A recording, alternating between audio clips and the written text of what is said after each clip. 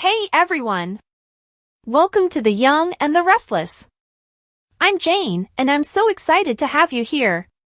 If you love Young and the Restless, then you're in the right place. Make sure to hit that subscribe button and turn on notifications so you never miss a video. Alright, let's dive right in. Sharon and Traci had an insightful discussion. Traci went to Crimson Lights to buy her nephew Harrison a muffin. Given her experience with kidnapping, the novelist was taken aback by Sharon's presence. Sharon admitted to having nightmares to Traci. Traci offered to listen. She emphasized that discussing it was beneficial. Sharon offered to sit down and have coffee with them while she was on break. Traci predicted that Alan would be enraged at Sharon's captor's choice of location, a clinic. Whoever her jailer was, Sharon concluded, had to have some sort of psychology training.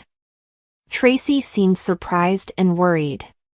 Sharon denied ever spying on her captor's face when Traci questioned whether she had. She also doubted that she and Phyllis would get along and that they would have to solve puzzles. To get their jollies off, this manner must have been a monster, Traci thought. There was more to it, Sharon said. According to her, the captor seemed to know them and wanted the two women to work out their differences. Traci told Sharon that she and Alan were engaged when she saw her ring. Sharon stated that she would concentrate on the positive aspects of her and Phyllis's imprisonment. This might be the start of a new relationship, she suggested. According to Sharon, she had nearly died twice, the second time due to a gas attack. Traci remembered seeing a text about gas leakage on Alan's phone. Sharon had a thought. She wanted to discuss their experience with Alan with Phyllis. Traci sidestepped the question by saying, "Unfortunately, Alan is in Paris right now." When Alan got back from Paris, Sharon pressed him to make time for them. According to Traci, Alan would want to assist in any way he could. Sharon said, "Alan might be my lucky charm." He should be, Traci hoped. Traci concurred that it was necessary to remove the insane person who had abducted Sharon and Phyllis from society. At the Genoa City Athletic Club, Phyllis assured Nick and Summer that she and Sharon would be moving on. They left their fury and hatred on the clinic floor. They don't have to categorize her relationship with Sharon as either friendly or antagonistic, according to Phyllis. Phyllis expressed her displeasure at having allowed hatred and rage to control her life and harm those around her. According to Summer, that didn't make her mother a bad person. According to Phyllis, she and Sharon had to deal with the bitterness of their history. Phyllis remarked, "I was used to all the pain. But recognizing my own truth? I didn't anticipate that." Nick agreed with Summer that Phyllis and Sharon had both suffered from wrath and bitterness. It just took getting kidnapped and almost dying twice to get there, Phyllis stated in reference to her choice to move on. She said that they were only baby steps and that she was not yet ready to become a saint. Phyllis stated that she won't be at peace until her kidnapper receives their just desserts. She went on to say that Sharon saved Phyllis's life by doing what she had to. As Nick noted, Phyllis also saved her life. According to Phyllis, she had to acknowledge that Sharon was acting irrationally when she set Daniel up. Phyllis was reassured by Nick that she was not alone. Phyllis said that she had no idea how to stop the nightmares. Nick assured Phyllis that everything she did was correct. Phyllis claimed that unless she could face her captors and tell them they didn't win, she wouldn't be able to feel the same way again. Sharon went to the GCAC with Nick, Summer, and Phyllis. Phyllis said she was prepared to start a new relationship with Sharon, but Sharon misunderstood a comment she made as she sat down. Nick claimed to have seen hope between Phyllis and Sharon. Sharon reiterated Traci's worry and recommended that Sharon and Phyllis ask Alan for help. Phyllis agreed with Nick when he said it wasn't a bad idea. Claire and Kyle awoke together in bed.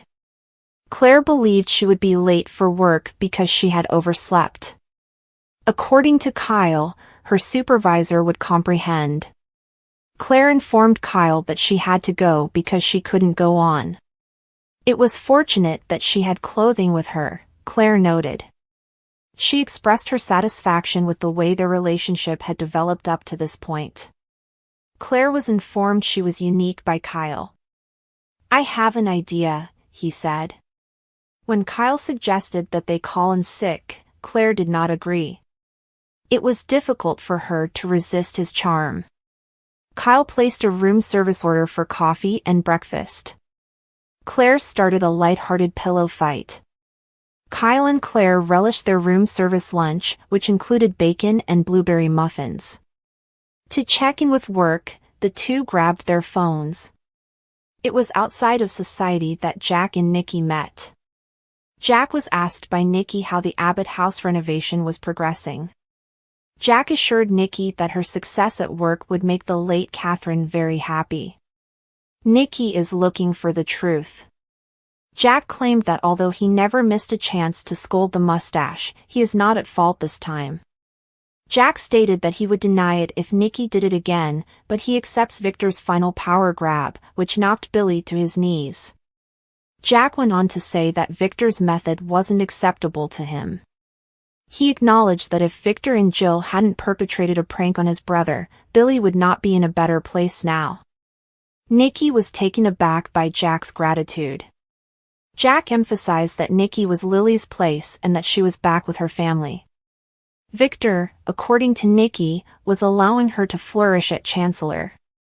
Jack claimed that if Victor would just leave Kyle and Claire alone, everything would be even better. Jack proposed that there would be harmony between the families if it occurred. Jack advised Nikki to assist Claire and Kyle in getting Victor to accept them.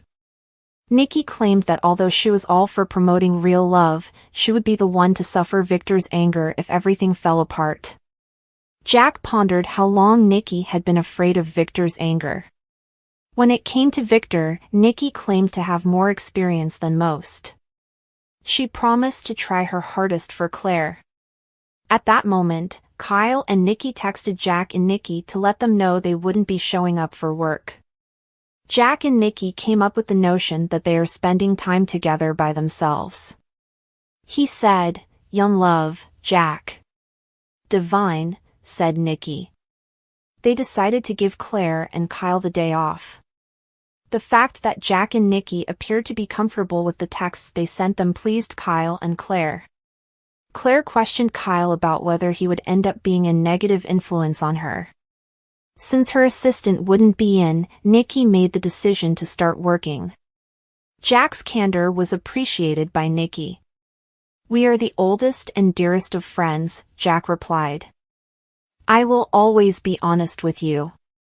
Nikki consented to follow suit, hoping Victor would never question it.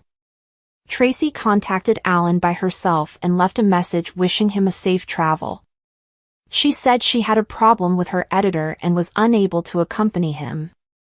"This is not possible," she told herself after hanging up the phone. "This cannot be."